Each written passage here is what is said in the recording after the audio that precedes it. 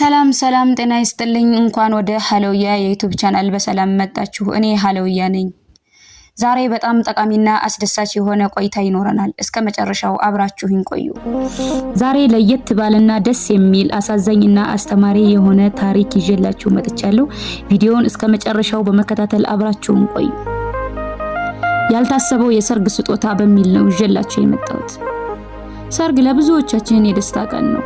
ለሳባ ግን በህይወቷ ትልቁ ትምህርት ያገኘችበት ልቧ በለሰለሰ መልኩ የተሰበረበት ቀን ነበር። በዚያ ዕለት የገጠማት ችግር ግን ከጌጣጌጦች ወይም ከምግብ ጋር የተያያዘ አልነበረም። ሳባ ለሰርጓ ቀን ለብዙ ወራት ተዘጋጅታለች። ሁሉም ነገር ፍጹም እንዲሆን ትፈልግ ነበር። ነገር ግን ከሰርጓ ዜማ ጀምሮ አንድ ያልታሰበ እንግዳ ደጃፏ ላይ መገኘት ጀመረ።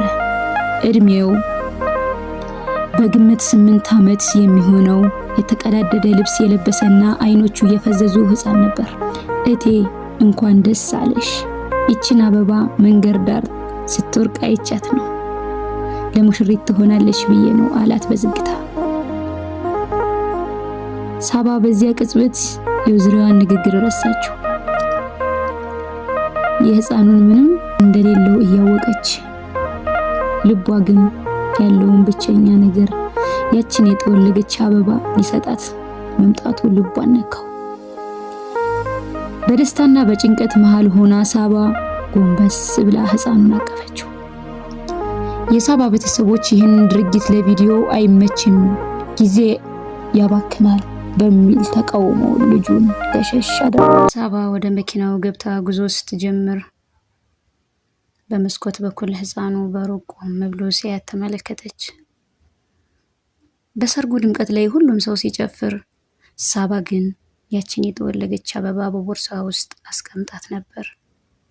የገጠማት ትልቁ ችግር ከዓላማው ድምቀት ይልቅ ህፃኑን ንጹህ ልብ ማስታገስ አለመቻሏ ነበር።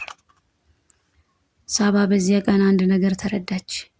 እውነተኛ ደስታ የሚገኘው ውድ በሆኑ ጌጣጌጦች ሳይሆን ባልተጠበቀ ቦታ የሚገኝ ንጹህ ፍቅር ነው ብላ አሰበች።